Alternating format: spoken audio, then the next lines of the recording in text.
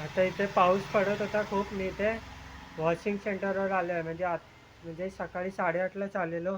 आता लगभग 11 साडे 11 वाजले आहेत.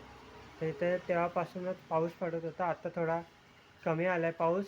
मी आल्या एक कार आलेली, तेच कार वगैरे धुतली, साफसफाई केली थोडी आणि आता इथे बसलो आहे. म्हणजे आता लगभग अडीच 2 तास येऊन येऊन झाला मला. तेव्हाच जुलैच्या महिन्यामध्ये स्टार्टिंगला 10 दिवस पाऊस पडलेला.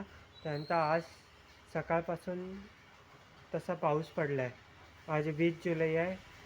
म्हणजे 10 तारखेपासून 10 दिवस पाऊस पडला नव्हता आणि आता थोडा सकाळपासून पडला आहे पाऊस. म्हणजे आता पाऊस तर थोडा कमी आला आहे आणि आता मी इथं बसलोच आहे. बघू आता काम कसं चालेल.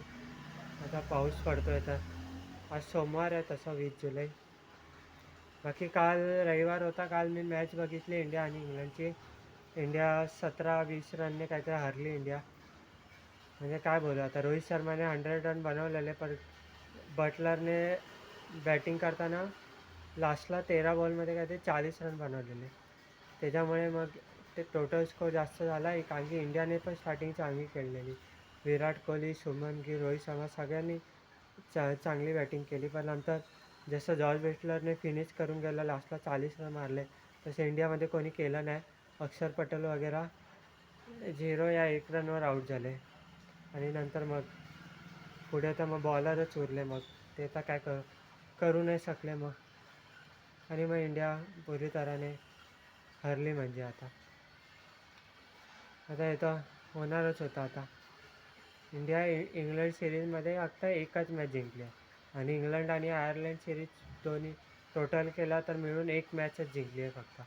आता फर्स्ट ODI जिंकलं, ते पण अक्षर पटेल चांगला खेळला म्हणून जिंकलेली. आता ती पण हरणार होती. या टायमाला अक्षर पटेल खेळला नाही चांगला, हरली इंडिया. त्याचे रन कमी पडले. बटलरने तिकडनं रन बनवले, त्यांची टीम जिंकली. तेच झालं. म्हणजे आता जो रूटला प्लेअर ऑफ द सिरीज भेटला दोन्ही मॅचमध्ये, तो खेळला चांगला. अजून प्लेअर ऑफ द मॅच भेटला जेकब बेथलला.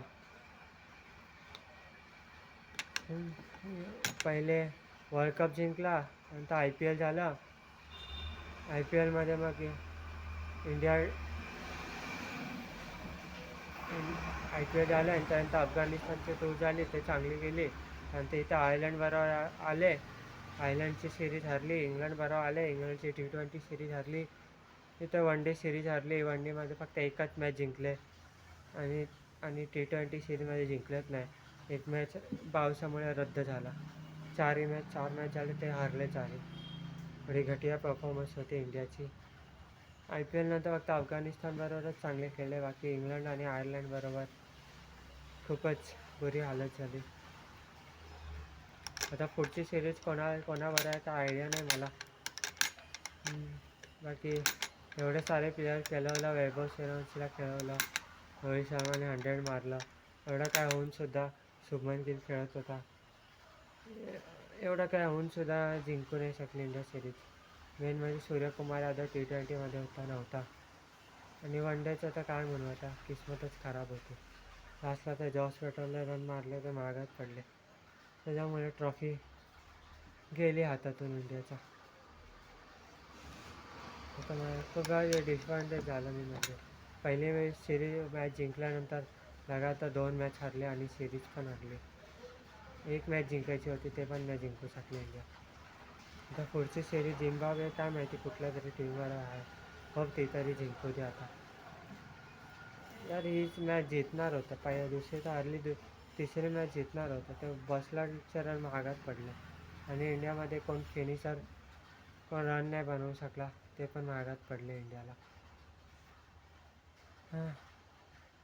एक पहिली मॅच इंग्लंड हरल्यानंतर लगातार 2 मॅच जिंकली. तारीफ तर बनत आहे. ते पण जॉर्ज बटलरने लास्टला जे 40 रन बनवते तर खूपच इम्पॉर्टंट होते. म्हणजे इंडियामध्ये असं कोण करू नाही शकला, त्याच्यामुळे झालं आहे सगळं. ठीक आहे. आता अगर इंडिया जिंकली असती तर self player of the series Shubman गिलला भेटला असता. काही चला मग आता काय होतं.